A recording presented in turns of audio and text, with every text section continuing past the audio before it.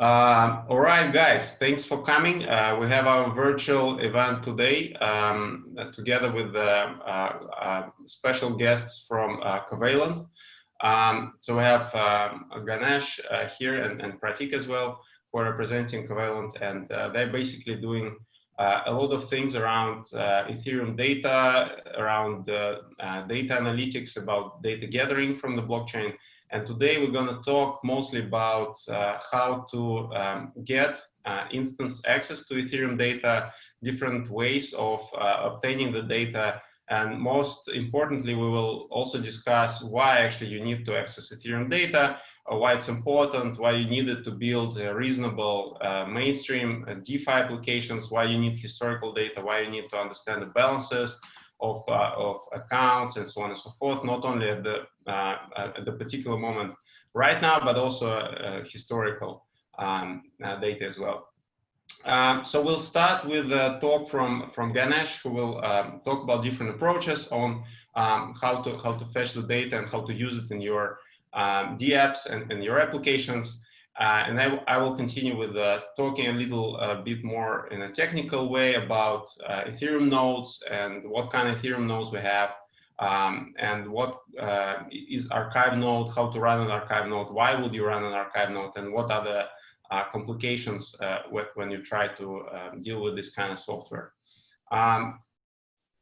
So we should start with Ganesh. Ganesh's talk will be as I mentioned, around querying data on the blockchain. So Ganesh, it's all yours. I will stop sharing so you can start. Fantastic. Thank you, Eugene. That was a very kind and robust intro. So hi, nice to see you all here. First time presenting out in Singapore. It's 6 a.m. So if I'm stuttering, if I'm missing words, please, my apologies. It's still, sun hasn't come out here yet. So I'm Ganesh Swami. I'm a physicist and I'm one of the co-founders of Covalent. We are a Vancouver-based company, but we have teammates all across the world. We started the company about 2 years ago to solve one and only one problem, which is extracting data from the blockchain. And since day one, we've been hardcore, fully focused on solving just that problem. And so I'm going to be talking about some of the challenges, some of the approaches to solving this problem, iterations that we've made on our own stack. I think we're on the 6th iteration of our stack. And then this would lead out nicely to Eugene picking off, because now I would set up the context on why this is an important problem to solve and how our customers are using it. And I'll share some case studies. And so if there are any questions, it's very hard to have the back and forth we would have in a real meetup. So there's a chat system, and feel free to shoot questions in the chat, and then we'll allocate some time towards the end where I'll go through these questions and try and attempt to answer them. And so yeah, so I'm going to share my screen.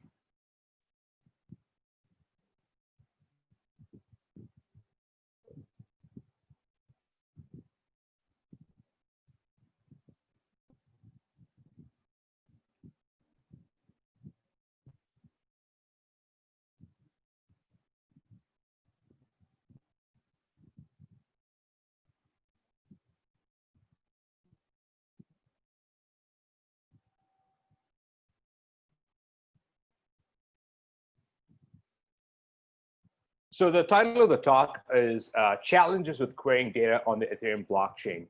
And so I basically have 3 sections broadly, which is an outline of my talk.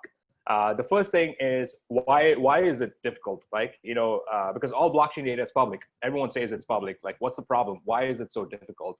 And why do you actually need this? Why can't you just use something like Infura or run your own node? Because decentralization is all about accessibility to the data on the blockchain, which is not a straightforward challenge. So I want to set up the problem statement there.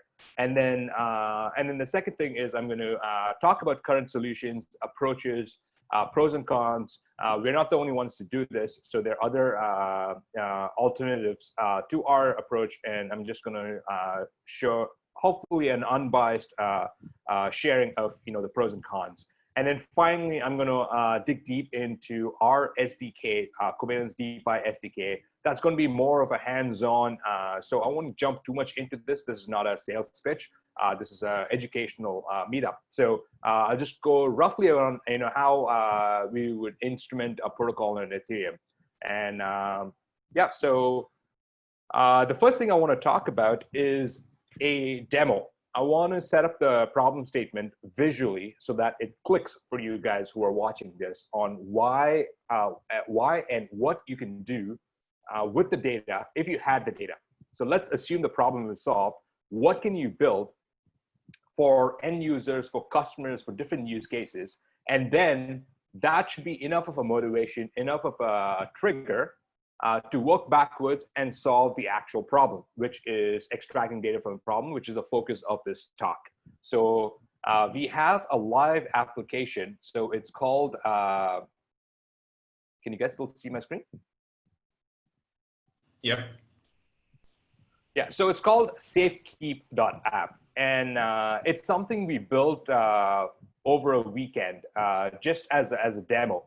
So one of the challenges we've had from people adopting Covalent is that we tell them we have this feature, that feature, this feature. It's very technical and it didn't really click for people. So what we did is built this front end. It's a very simple front end. It's a static website. There's nothing going on with this.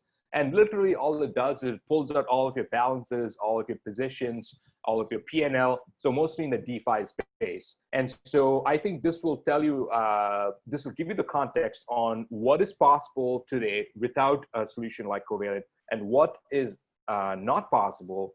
And therefore you can see what you can build and the possibilities. So you can try it out. It's a live app. Safekeep.app is the URL.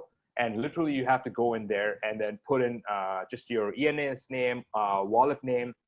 What's cool about this is it supports other kinds of wallets as well. So you can put your Argent name, you can put your InstaDApp wallet, you can put your Dapper. So it basically has the entire blockchain at its fingertips behind. So I'm just going to try demo.eth. This is something we set up just for the purposes of demo. And then you click next. Next, you pick whatever protocols you want. So we have Maker, Compound, Uniswap 2. Let's try Balancer. So if you've been keeping up with what's going on in the DeFi space, over the last couple of days, Compound has released their governance token, which is a comp token. And there are a lot of these farmers farming comp token for yield farming. Balancer went live, I think, yesterday or the day before. And again, that was, I think, a 15x increase from the seed round, going crazy. Token sets is another ETF kind of product. There's a lot going on in the DeFi space. So this is one use case. There are other use cases for blockchains, but I'm using this as a motivation to actually explain the problem. So I'm just going to quickly jump screen by screen and tell you what is possible, what is not possible. So what this is doing is it's giving you a list of all of your balances. So this particular account has $2,000.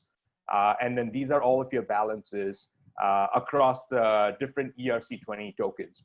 Now, one thing you have to understand about ERC20 tokens is that your balance is not within your address. The balance is actually within the ERC20 contract. And so you actually have to go and ping every single ERC20 contract to see if you have a valid balance, which means to my estimate, I off the top of my head, there are about 200,000 ERC20 contracts. And so, which means either you do have a whitelist of the top, maybe top 1,000 tokens that you see on CoinGecko or CoinMarketCap, and then you ping them and create an index, a static index, or you do something like Covalent where you've indexed the entire blockchain, all of the historical data, and then you can just look up based on the second dimension, which is your user address. And that's what we're doing here.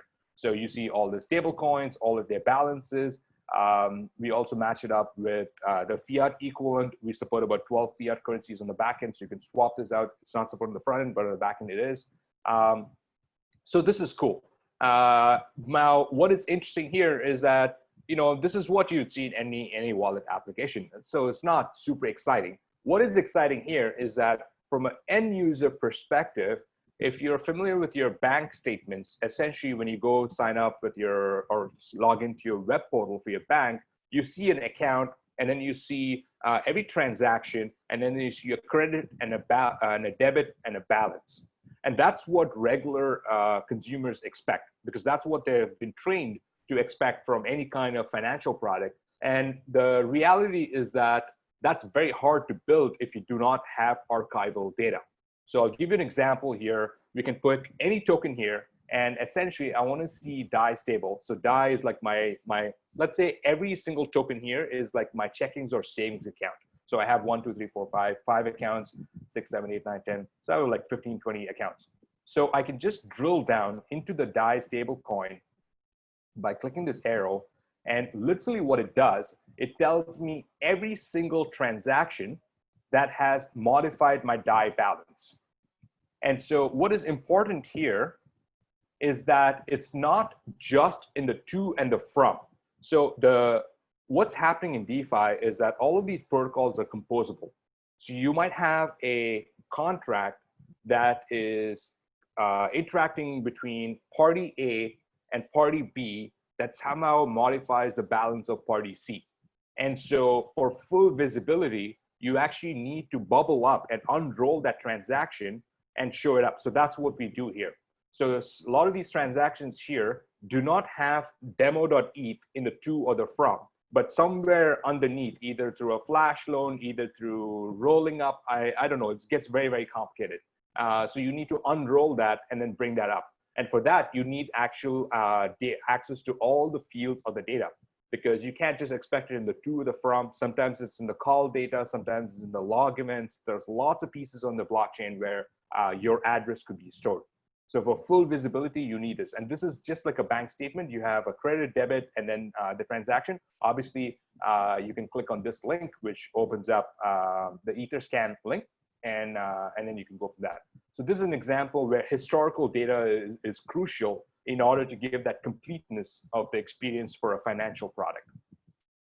So that's just very simple balances. You know, every wallet has balances, but you have to go ask your wallet, okay, from a record keeping perspective, from an audit perspective or transparency perspective, can you show me the balances? This may or may not be super important for a consumer.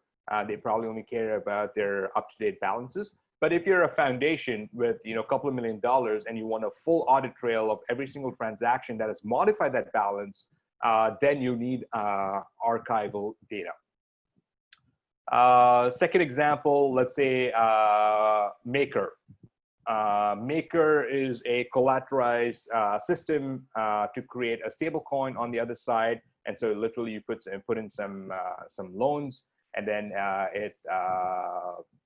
lock in some collateral, and then you take a loan out, and then stabilize using a stability fee, and then that's how the DAI stable coin is minted. So what is interesting here is that you actually have to piece together the different wallets that are generated from this specific account. So demo.eth might have multiple secondary addresses that create these maker wallets. And from a completeness, from an integrated experience, you actually need to see where all of these wallets are belonging to. And so this could be an InstaDApp wallet, this could be an Argent wallet. And so if you had those, so demo doesn't have it, it'll actually show this to you. Again, it's necessary from a visibility standpoint. And then let's say token sets, for example. Token sets, again, this is historical data is crucial. So how token set works basically is that it's like a ETF. So you have a token set, and let's say it's the ETH maximalist set or the ETH BTC EMA ratio trading set. And so this token is minted, and you have a certain quantity of that token in your wallet. But what's actually happening under the hood is this token is comprised of, in this particular case, ETH and BTC. And the weights are rebalanced based on some balancing criteria. So here the rebalancing criteria is 0.0244. And so what happens is that if you want to find out your P&L, your profit and loss, you actually need to find out the historical price, which is the weighted sum of the components back in time. and then trace it along every single rebalancing up to the present time. And so that's how you would calculate your realized gains and unrealized gains. And again, you need access to historical data for that. And of course, from a comp farming, I think this is where a lot of the interest is. So here, for example, here, this particular position is actually a different address, which is not under the demo E, but it's managed by Incidap. And then it tells you all the supplies, all the borrowing, all of the activity. So here is an example where there's a flash loan. So it's visually marked as with a blue bar here. And it's telling you all of the cost basis. It's telling you all of the historical prices, all the way back to whenever you opened up this particular position. So this is a demo, and this is possible if you had access to historical data in a queryable format, in an easily accessible data. So in theory, all of this data is on the blockchain, but let's go step by step on why this is actually quite difficult.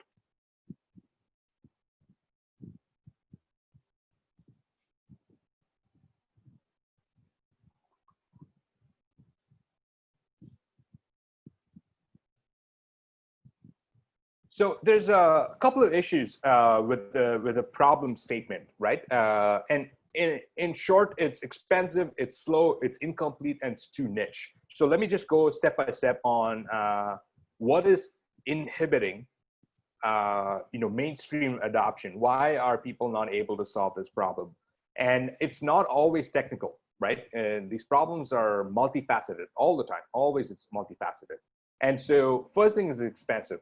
It's expensive because Ethereum nodes, specifically Ethereum nodes, can be run in multiple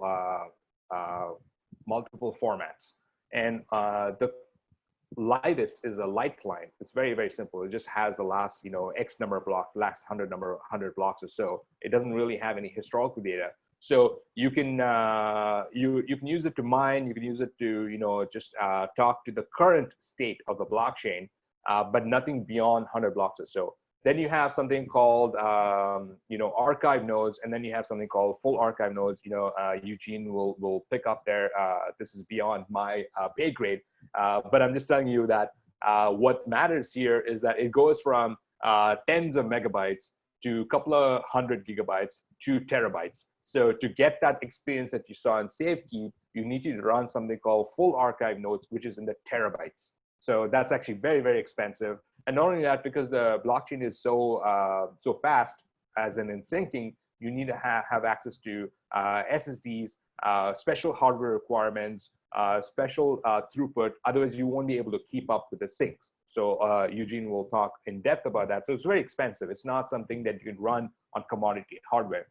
It's slow.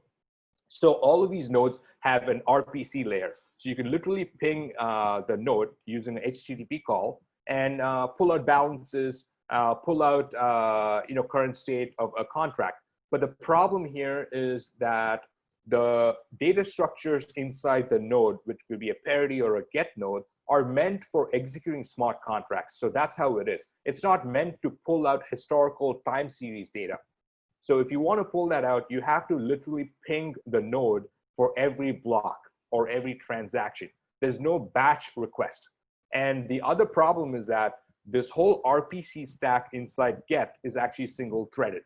So even if you hit it in parallel, you're going to have contention issues with a thread. Yes, in theory, you could farm out hundreds of nodes, use something like Chainstack, and then hack through the process and all that stuff. But what I'm saying is it's a slow process. You can't really query batch queries. You can't do batch exports. The data is actually incomplete. So like I said, it's not always to or from. It might be, your address might be in one of the transfer events in the to or from. It might be in call data. So if you look at the new layer 2 scaling solutions, let's say the zero knowledge proof solution, if you look at the Covalent podcast, we have a pretty in-depth podcast on the data availability problems with zero knowledge proofs. So take a look if you're interested in that. So, but there, what happens is that the data gets snapshotted, is taken off the layer 1 chain, is run on outside the main chain, and then all the transactions are resolved. All of the transaction balances are then snapshotted back to the main chain as a single transaction. but all of the account balances, the deltas, are actually in call data. They're not in the to and the from, which means you need to index the call data in order to get a holistic picture of your entire account. And of course, you need market prices and all that stuff, which is outside the scope of the blockchain. Too niche. Again, this is a personal preference of mine, and I think this is holding the whole ecosystem back. If you look at, let's take Ethereum, for example, right? So, you could write direct assembly code directly to the EVM, which is okay. But then they introduced something called Solidity, which is nice because it's like JavaScript. But if you look at a lot of the newer blockchains, they literally let you write JavaScript. So in terms of accessibility, it's important to bridge that gap to the mainstream. And so from a query language, you need to, honestly, you need to just use SQL, because SQL has been around for 40 plus years. SQL, I guarantee you will be around for the next 40 years. If you look at, there are more SQL programmers than Java programmers or Python programmers. So just put SQL on top of it. That's it, problem solved. You have a lot of people, it's very accessible. People who are not even programmers know SQL. So I know a lot of accountants who know SQL. And then I think it's also important to understand what's happening in the history of databases. If you look in the last 10 or 15 years, there have been a lot of databases. There's been MongoDB, there's been Redis, there's been Elasticsearch. Every single database out there starts with a proprietary custom query language, and eventually they just throw SQL on top. It's just the education and the accessibility is just too much. And by having SQL, what happens is that not only you have access to people who can access this data, but you also have access to tools. Because every single business intelligence tool out there, Power BI, Tableau, Excel, they all speak SQL. So suddenly all of this data is accessible in Tableau or in a spreadsheet. So I think that's also another huge adoption barrier. So current approaches. So there are basically two approaches to solving this issue. It's either on-chain or it's off-chain. So the on-chain component, there are two approaches. I'll pick on InstaDApp as a very good example. So InstaDApp is a very smart team out of India, and they built, I think this is version 3 of their product, and version 3 of the product is something known as a smart wallet. So essentially, it's a wallet, it's a smart contract wallet, but they have lots of features that are attached to that wallet. So you can look up balances, you can open up positions, you can close positions, you can swap, you can trade. So what they've done is they've normalized all of the actions across all of these protocols. So they've classified protocols as lending protocols, staking protocols, and so on. And exchange protocols. So you can do buy, sell, trade, swap, open position, get flash loan, so on, across all the protocols. So they've normalized the interface. And what is powerful about this is they let you write it in JavaScript. So that's huge. So they built this underlying component, and then they built a SDK on top of that, and then they made it accessible through JavaScript. So if you look through their InstaDApp docs, you can literally open a loan from your browser. Nothing to download, nothing to compile, nothing to deploy. So that's huge. All you need is MetaMask and that browser and that SDK, which is JavaScript SDK. So that's super powerful. And so they have a unified interface to pull out balances. Now, how do you get a balance of your token set? It's a weighted sum of the underlying components and the current prices. So they have a way to do that in a standard format, which is super, super cool. But that is only the interface. Now, what is the price, the historical price of this token set, let's say 2 months ago, or 3 months ago, or 4 months ago? Now, the issue continues to be the same. They haven't really solved that historical access problem because your node, which is answering these queries, have to continue to run an archive node. That node still needs access to that data. So if you're running a light node, so that's not a problem that this SDK solves. This SDK runs on-chain. It's trustless, which is great, but it still needs access to data, and data has to be within the node. So it still relies on that node. So all those problems I specified in the previous slide with expensive and all that stuff, they've only solved a part of that problem. Yes, they've introduced JavaScript, which is great, Of course, they also let you write to the blockchain, which is a different approach. So that's one use case. Covalent's SDK is something we built based on our experience building these protocols. I don't know how much time we have, Eugene. I just want to keep an eye on that. Yeah, I think we have 5 minutes for sure. Okay, great. So let me just talk to you about Covalent's approach, and I'll just give you a good example of Uniswap. It's a really good case study. So the way Uniswap works, just as an introduction, it doesn't have an order book. So you go and deposit, let's say, ETH on one side and a token on the other side, and that ratio of those two liquidity pools is the price, the exchange rate. And so what happens is if someone comes in and wants to swap ETH for that specific token or vice versa, then it subtracts on one side and adds to the other side. So there's a bonding curve, there's a lot of math behind this, but it's a very simple system. But from a data perspective, what happens is that if you want to figure out what is the historical ROI of your balances, what actually ends up happening is when you go and deposit the ETH and the token, you're minted a liquidity token, which sits in your wallet. So just like token sets, how that token itself doesn't change in quantity, but the underlying components change, it's the same thing here. The underlying components, which is 50-50 of ETH and that token, that ratio keeps changing. The prices outside the exchange changes. ETH might moon, ETH might sink, it doesn't matter. But that token, you need to price that. So what you need to do is you need to actually track this. So if you want to figure out how much money you're making from that liquidity token, in theory, that liquidity token can change every transaction. In fact, even mid-transaction, if you're doing a flash loan. So what you need to do is you need to have a time series tracking of this liquidity token across the blockchain. And that's how you would compute the ROI. So if you look out there, there's not a lot of ROI tools for any of these new liquidity tokens because this is a lot of data. So what we've done is we've modified the EVM to not only give you blocks and transactions and log events and all of that stuff, but we've actually modified the EVM to store the registers on the EVM. So our granularity is on the S store level. So this is very technical. So apologies if this is going over your head, but that's fine. You can. I'm happy to answer any questions at the end. So what happens on the EVM? It's essentially a computer, and you have S store, which is storage slot rights. So every data structure has a storage slot, and you're overriding storage slots for every instruction. So let's say you're changing a liquidity balance, you're writing to a storage slot. You're removing a liquidity balance, you're just overriding with a new storage slot. So what we've done is we've modified the EVM to have data on that granularity. So every storage slot is in our database.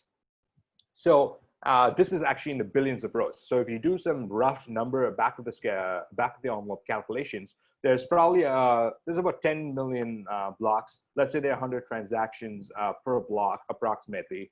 That's only a billion rows, right? That's not a lot of data from a database perspective. It's a lot from outside, but in the database perspective, a billion rows is not a lot. But then suddenly, if you have S stores, all of these flash loans, all of these mid-transaction balance updates, this easily gets you the 25 to 40 billion row scheme. So that is the approach that we've taken. The second thing we've done is we've built a model on top where we're able to reconstruct the data structures from these S stores. So if you have a struct with two fields, and you're writing to a specific field in that struct, that's an S store. So that's not easily accessible in our database. So what we've done is we've gone through the trouble of modifying, again, the EVM and understanding the Solidity source code and the data structures to understand these structs. So now you basically have a document. It's like a MongoDB for every contract. So you can trace every single data structure at any time in any point in time, historical or going forward. So that has been an approach. And then we've put SQL on top of that. So then you can just query any data structure, look into any data field at any point in time, any block, even mid-transaction, no problem. And then pulling out time series, pivoting, all of that is very straightforward for someone who knows SQL. And then on the other side, again, SQL has to do, it's only a part of the solution. You need to build some kind of API. So in our case, we've picked REST API, but you can build a GraphQL API, any kind of API. And so that's basically our product. So we have an API where you can just hit it, and then it pulls out these positions, balances, transaction history, pricing information, and so on. That's specific to your wallet. So literally, there's a where clause which gets filtered based on the addresses. So that's basically the gist of how our system works behind the scenes. So for someone who just wants to consume this data, they just hit this REST endpoint. If someone who wants to go and instrument their own platform, they need to understand just the data structures on the blockchain. They just need to understand what the use case is, and that's it. So it literally takes 5 to 10 lines of code to do any use case that you can imagine. So yeah, so I think that's basically it. I didn't jump too much into the details for our SDK, yeah, happy to answer any questions here. Thank you, Ganesh. Really exciting. I want to try the SDK now because I understand completely the usefulness, and also was really interesting to understand like how you build it exactly. So I've been in the talks with a few other analytics companies, and basically that's what the approach that the industry is taking by like patching the node by extracting additional data from the blockchain, which is definitely not the cleanest way, but it probably required for this kind of advanced like detailed analytics, it looks like. So really, really cool. Thank you very much. So guys, if you have any questions, feel free to ping Ganesh in the chat, and meanwhile we'll continue. I will share my screen now, and we'll talk exactly about the challenges of running Ethereum nodes, and in particular archive nodes that Ganesh has mentioned a few times during his talk. And we'll also show a small demo on what's the value of archive node versus other types of nodes, and what can you do with archive node in real world that you cannot do with any other kind of node. A couple of words about Chainstack. Chainstack is a managed blockchain services platform. So we make it easy and simple to launch and scale networks, nodes, and applications. So whenever you are a public blockchain developer, you build on Ethereum, or you want to use Bitcoin for some project, or you are building on a consortium blockchain like Corda or Hyperledger Fabric, you can use Chainstack for all of this. We standardized the interface to create networks nodes, so all in the same platform. You can access all these protocols, you can build POCs, and you can move to production smoothly. So a few core values of Chainstack is that we very enterprise grade focus. So we want people to run the infrastructure in the most secure and the most robust environment possible. We have multiple options to access a blockchain. So we start with totally free shared nodes for public blockchains, and you can run these crazy archive nodes with more than 4 terabytes of storage today in the same platform. So we optimized for growth. We also give you ability to run in multiple clouds so that you can consider latency when you connect to your nodes. So for instance, if you're in Singapore, you want to run a node from Singapore. If you're in the US, you want to run in US, and we provide these kind of options. So a few words about Ethereum nodes. So as Ganesh also mentioned, Ethereum nodes are obviously very sophisticated software, but I want to focus on the data here. So basically, the storage, the ledger part is relatively simple. So you have a bunch of blocks that are connected to each other. You have complicated mathematical structures called Patrician Merkle trees. And basically, these nodes are making a foundation of Ethereum network. So basically, whenever you want to interact with the network in any way, you need to do this through some kind of node, and I will follow up on different types of nodes that Ganesh also slightly mentioned. Whenever you want to deploy a node, it's a good idea because there are many advantages while deploying a new Ethereum node. So basically, you get your own API to the blockchain, which is quite nice because you can access the blockchain through the interface you own and you have in your own disposal. It's trustless, so whenever you have a node, basically you just have a node, and you also know that you have a full node, for instance, and you know that this node verifies transactions, so that you can sleep safe at night by knowing that, okay, my node is actually verifying my transactions and all the transactions in the blockchain. So my funds or my transactions or my smart contract operations are safe. Also, if you run your own node, you enjoy low latency if you run it on your PC or in the cloud, close to your location. Also, it's very good for the ecosystem because it makes the network more distributed and decentralized. The more nodes there are, the better the network is, because it's more diverse and it has more members, and it ultimately increases the resilience of the blockchain, which is very important. So these are the modes of Ethereum node that you can generally choose while you're running a node. So full node is probably the most common one. It's a default configuration of a node whenever you run get, for instance. So it stores all the blockchain on the disk, basically, and can serve the network with any data based on request.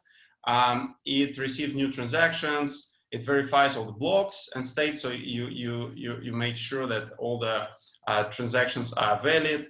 And basically, you can technically derive all state from a full node.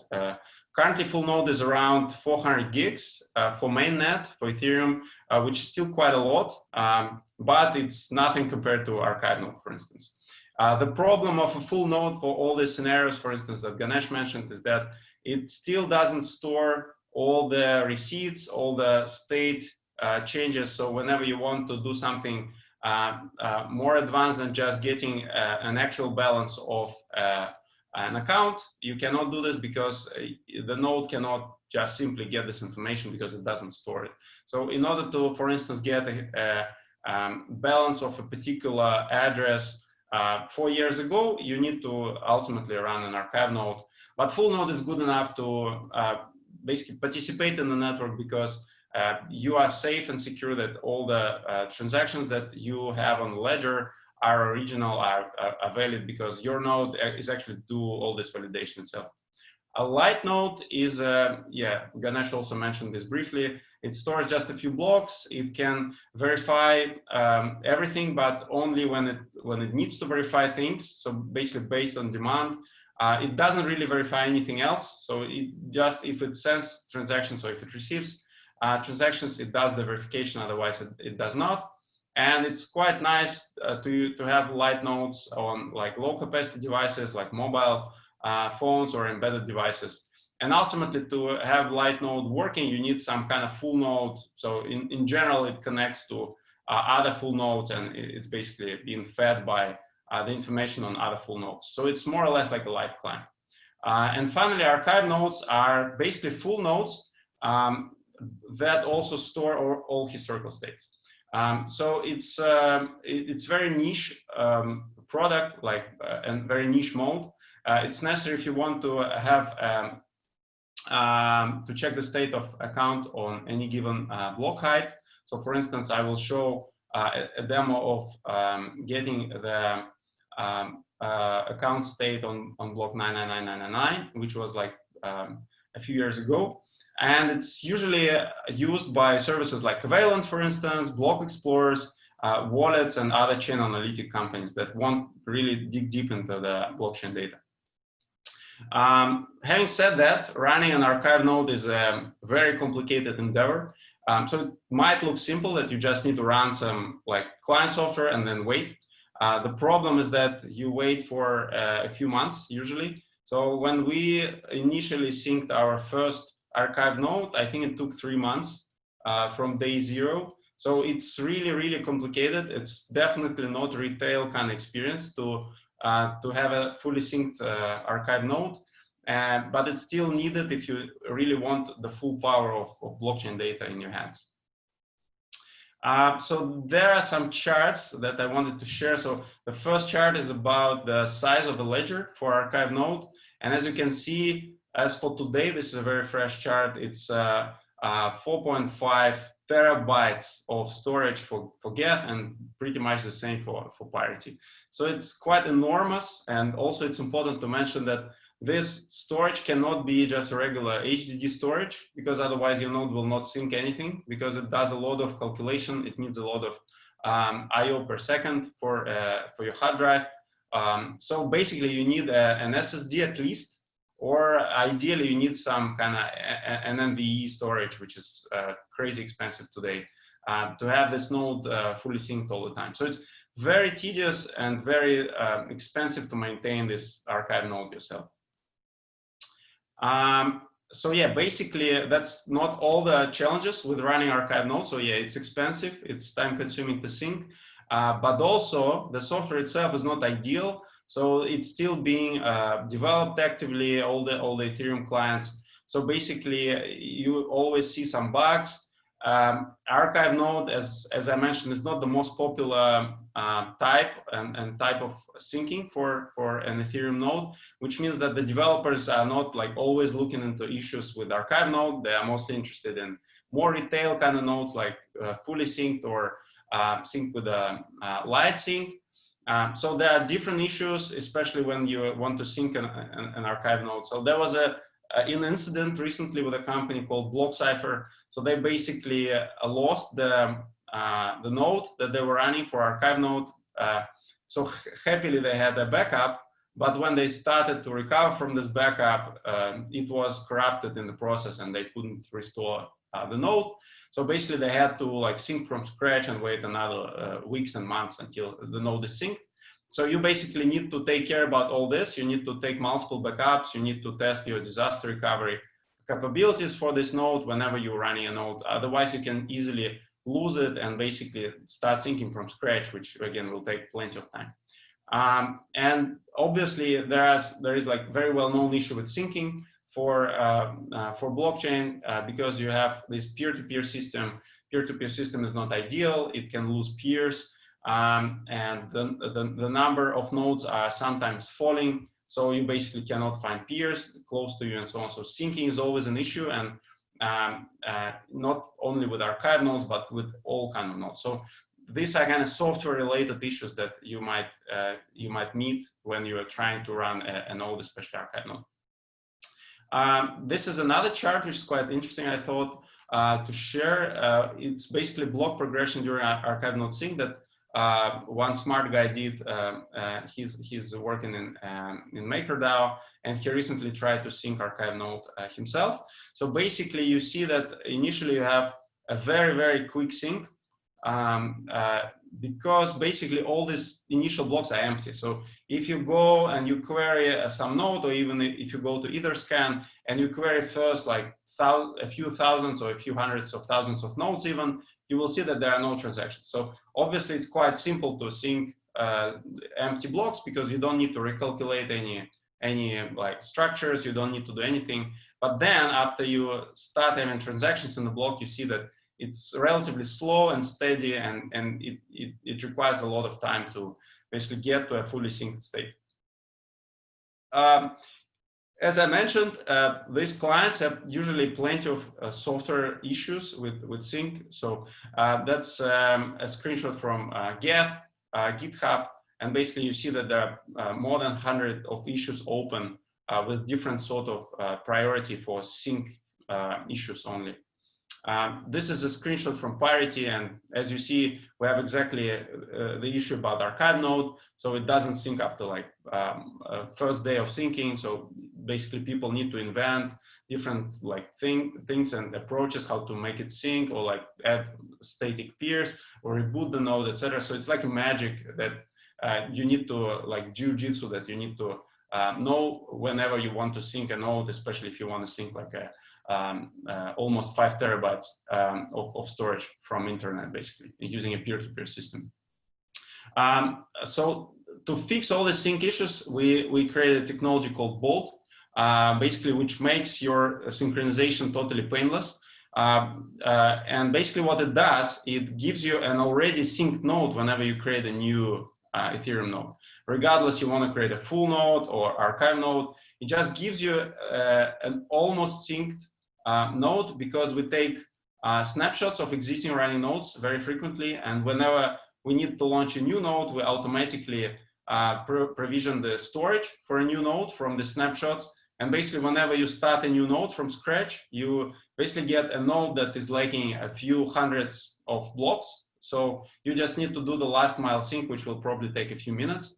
And that's the technology we created exactly to fix the syncing problem. So you don't need to wait a few months to get an archival node. You can get it in 5 minutes, which is quite amazing. So I also wanted to share and show a little demo to show the power of archive nodes. So I want to take the block 99999, which was mined in 2016, take a look at transactions inside, and take a look at the balances at the time, whether I can get them from my full node, and whether I can get them through my archive node. So basically, I went to Chainstack today, and this is how the platform looks like. So I basically can see all my projects here. I can see multiple types of projects. I have public chain consortium. Today we're interested in public nodes kind of project. Basically, whenever I'm in the project, I can join a network. We can join Ethereum, Bitcoin networks. So we can also join Corda networks. So whenever you join an Ethereum network, we can select, let's say, mainnet, and you can basically choose the type of node that you want to create. It can be a shared node, which is more like a gateway to the blockchain, or you can create a dedicated node. And in terms of mode, you can create either full or archive. So it's a very straightforward way to create new nodes of different modes. You can also choose the cloud, as I mentioned. You can choose like AWS, Google Cloud, and soon we'll also have Azure support. And that's it, basically. So you need to click next after choosing all the parameters, and you have node running in a few minutes. So that's exactly what I did just before the event. So let's say I have Ethereum mainnet as a network here, and I have a bunch of nodes running. So for this demo, I created 2 nodes. Basically, one is a full node in AWS APAC, and another node is in AWS US, which is archive node.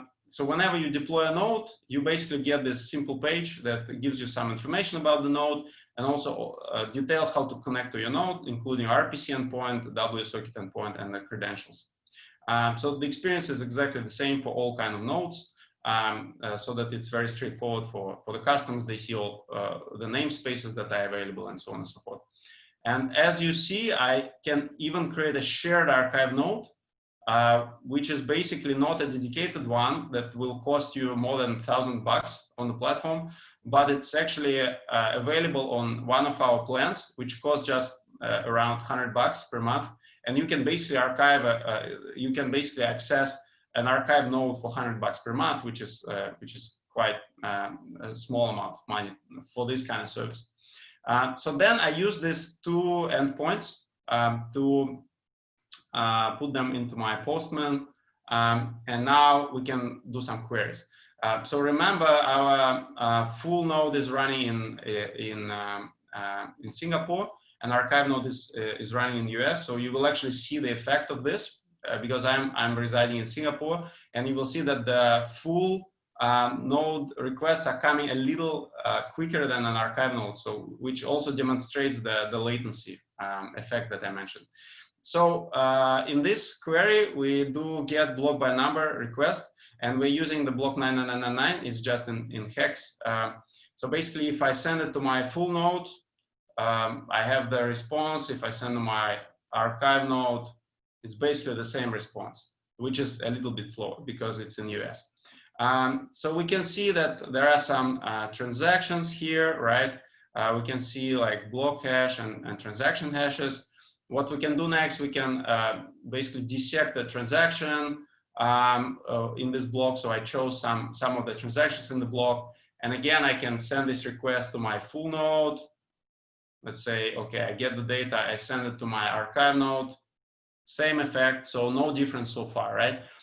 So now what I want to do is to get the balance of particular account at that time when this block was mined, right? So basically, I have from and to here, which indicates the like who is receiving and who's sending. So I selected the sender, and I want to basically get the balance. First, let's do an easy exercise. Let's get the balance of this account today, right? So I'm just launching this request on full node, and I'm querying the latest state of this particular account, right? So I'm sending this request. I'm getting some response. I'm sending it to archive node. Same response, no difference. So now what I want to do, I want to have a contextual request for a get balance. So I will take the block hash and I will put it instead of latest, so that I will query this account balance on the time when this block was mined. And first I will try to do it with a full node. So I'm sending a request. And as I see, I have the message missing tree node, blah, blah, blah. So in this case, I'm running a full node, which is already quite significant amount of resources, but I still cannot get a relatively simple thing. I cannot get a balance in a particular moment of time for my account or for any given account. So now I'm doing exactly the same request, but to archive node. And voila, we see the result, which gives me the balance, which is obviously much lower than the balance on the latest block. So that's basically the magic of archive node. And you can do all sorts of requests that have this contextual block number parameter. So you can get anything. You can get logs of all the events on the blockchain in particular moment of time, which gives you quite a lot of like possibilities to data analysis and also like all sorts of DeFi applications, as Ganesh shown. So just to wrap up, why would you not run an archive or even full node by yourself? Because it's very expensive, it's very time consuming. So you want to choose a trusted infrastructure provider that gives you the same experience as if you would run your own node together with the army of DevOps specialists who would actually take care of this node without actually hiring this army of DevOps specialists and just making the managed service to do it for you. So basically, we provide a reliable service. We provide both shared and dedicated nodes. And we have a lot of tutorials and a lot of docs around how to build on top of these nodes, how you build applications with Embark, Truffle, how you work with Remix, Web3.js, you name it. So we basically provide you full-fledged infrastructure plus a lot of guides on how to build your applications on top of this infrastructure. If you want to learn more, first of all, you can start using Chainstack completely for free today, and you can sign up on console.chainstack.com. You can find a lot of tutorials on our doc site around Ethereum development. You can take a look at all the specs on our product offering for Ethereum at our build beta page. And you can also read in more details about our Bolt technology, which gives you this kind of super quick deployment of dedicated nodes with a ledger that has been synced for you by us already. So that's pretty much it for me. We are very much in time, so it would be nice to get some questions. Let's take a look at the chat if we have any questions. No questions so far. I have a couple. Yeah. Okay, so this is an awesome chat. We run full archive nodes at Covalent, but I don't really interface on that side. So it's good to know what's going on. So I'll parlay some of the challenges we've had, and I think it'll be instructive to the audience. So one of the sweetest things that you guys have done is you let the customer deploy on the data center of choice. I think that's very, very powerful because like I'm in North America, so it's something in Oregon makes sense. Now, how would you deal with the consistency issues where the sync times are different? So is there a generalized approach for this, or you have to, for every lookup you do against the JSON RPC, you have to do the block height as a fixed thing? What is your thoughts around that? Because they might be syncing at different blocks, and then you do the latest block, it may not be up to date. Right. So first of all, we try to make sure that all nodes are always in sync. So that's kind of our value proposition, that we don't just run the nodes for you, but we make sure it's always on the latest block, and we get the latest block for all nodes that we're running in the most effective manner and in the most quick way possible. To do this, we use some kind of know-how. We use a technology which is doing this kind of BDN service. So basically, it's like a CDN but for blockchains, so that we get the nodes, the blocks faster from this BDN instead of getting them directly from the blockchain. It gives us a lot of increase in the speed. And we're gonna announce the partnership with the startup that is actually doing this technology quite soon. Also, in terms of consistency, of course, you might have some gateway on top of your nodes if you're running a few, right? So whenever you want to query multiple nodes, you obviously want to run some gateway on top of these nodes so that you can actually route the queries on multiple nodes, but at the same time have the consistency of calls, right? As you mentioned. So basically, we are currently working on an offering which will basically bring this gateway as a service on the platform, and it will include all these features like making sure that the responses that you get from the nodes are consistent across all the block heights and so on. So basically, now we support only like pure node deployment. So whenever you want to, let's say, load balance your nodes, right, you need to set up a separate load balancer or a gateway that will basically pass through your requests, and it should be responsible for these consistency issues. But we want to bring a similar service on top of the platform so that you can actually launch this gateway or load balancer right inside Chainstack, and you can load balance your nodes with a consistency included. Very cool. Okay, second question. If there are no questions, I want to give. Yeah, no, so far. Okay, so second question I have is with token balances, and I briefly talked about the challenge with getting all of the token balances, and I think this service needs to be built on the node infrastructure layer, either in the node itself, which is close to impossible, or on a provider like Chainstack. So because if you look at every single dApp out there, they have a hard-coded list of tokens that they are able to query. Look at even the big ones like Gnosis, MyCrypto, even Uniswap. In Uniswap, anyone can go and create an exchange, and it creates a brand new ERC20 liquidity token. But to list those exchanges, it's a hard-coded list. So that's just one aspect of my question. My question is, are you thinking about other value-added features that either maintains compatibility with the existing JSON RPC, but enhances certain functionality? Like, what are your thoughts around that? Yeah, great question. So we receive quite a lot of questions around that, like whether we provide some specific APIs on top of what like standard JSON RPC provides. And we are looking into it actively. So we have this like an analytics epic that we want to work on, and that applies not only for Ethereum but for other blockchains, obviously. And so far we are building this foundational layer of infrastructure. So we basically allow you to deploy your own node like in a few minutes, and it takes obviously time to build. But we clearly look into like caching mechanisms for querying, or even providing some custom data querying APIs for customers.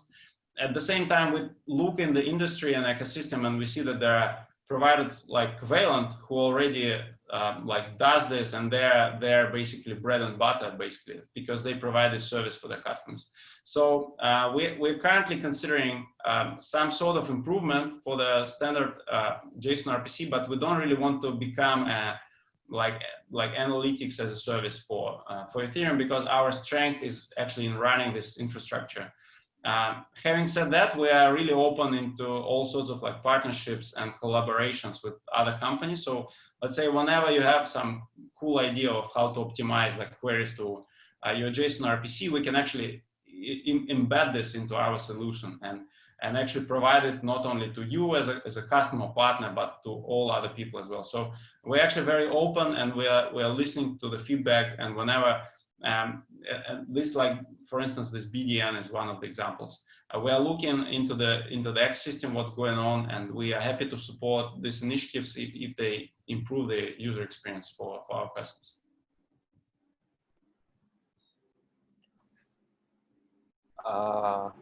Any more questions? I have one more question. Yeah, go forward. Okay, so let's talk about gas prices. Now, can you modify, or introduce meta transactions and that kind of stuff on the node stack, or you think that's not, that's a middleware provider, or where do you think it should sit on the stack? Because I think it's a very valuable feature. In fact, dApps are willing to pay for the gas cost as a customer acquisition cost, right? So, but that infrastructure piece for the meta transaction, where should it sit? Like, it's not going to be with a dApp. dApp is, decentralized. It's so what are your thoughts around that? Yeah, it's a very good question. So I think it will eventually sit on the infrastructure provider side. So if you think about how cloud started, right? So if you take a look at like AWS history, it started from providing some storage and like compute, right? If you take a look at Amazon Web Services today, they provide like 200 services, including all sorts of like machine learning, load balancing, and I'm not talking about like VR, AR, and this kind of stuff. So I think that's where we will see infrastructure providers like Chainstack, for instance, in a few years, basically going further up the stack. So basically not just providing nodes, but also providing additional services like this load balancing that I mentioned, this caching that I mentioned, and also very specific things that are oriented on very specific audience, like meta transactions, for instance. I know even a company that was initially an infrastructure provider, but they actually pivoted to be a provider of infrastructure for meta transactions, actually. So that's exactly their pivot. So they decide, okay, screw it, will not be just yet another infrastructure provider, will be just focused 100% on the meta transaction space. And that's what they did. But I think ultimately it will be part of the stack for infrastructure providers, because they are the closest like people to the actual like infrastructure. So they will optimize. So basically providers like us, like Infura, they for sure will integrate this functionality in the years coming, I think. Okay. I have one final question. Are there more questions? Okay, no more questions. Can I ask them my question? Sure. My final question. Yeah. Okay. So let's think about business lines and your profit and loss, your P&L, right? Your business operations. So you have the infrastructure side. Would you consider adding staking as a service? Would you consider adding custodian? Like what? Because they're all adjacent, right? They're all because all of those guys either run their own infrastructure or rely on something like Chainstack. So would you move up, like where like staking as a service is a natural extension for you guys, because one of the biggest challenges with staking is making sure you have uptime, right? Yeah. Yeah, great question. We've been considering it for last like year or so, actually. And we are looking into different protocols. We are talking to different protocols currently. So we might announce something interesting in a few months as well. but generally, we want to focus on developers and their experience almost entirely, and to enhance this kind of developer experience for multiple protocols that developers are using. So that's why we chose this kind of multi-protocol approach, so that we can make the blockchain development beautiful, so that it's as simple as like you develop web applications today. Staking as a service, however, is focused on the investors mostly, and while I'm a strong believer of this ecosystem and strong believer on decentralization and like decentralized governance, I see a lot of companies who are focused on the staking, and of course there are much higher requirements in terms of security when you're doing staking as a service, for instance, rather than you do a developer-oriented service, for instance, because you are responsible for the funds of people and so on and so forth. So basically, you're kind of becoming like a digital bank, because you basically store in a safe all these funds. Of course, there are like some non-custodial ways to do this as well, but still, if you're like dealing with staking, you need to deal with like slashing and like how to prevent this and so on and so forth. So while we are in discussions with multiple protocols who are proof of stake, we want to continue being focused on the developers, because that's what we think is like a long shot for like the ecosystem in general. So all these POS blockchains, they come and go, but developers stay and they build. So that's kind of our approach to the market. So we want to cater developers in the best way possible. However, yeah, we are looking into this opportunity as well, obviously, because there's a lot of things happening there. Yeah, thanks. That's all I have from my side. Great questions. Thank you, Ganesh. All right, folks. Any other questions from the audience?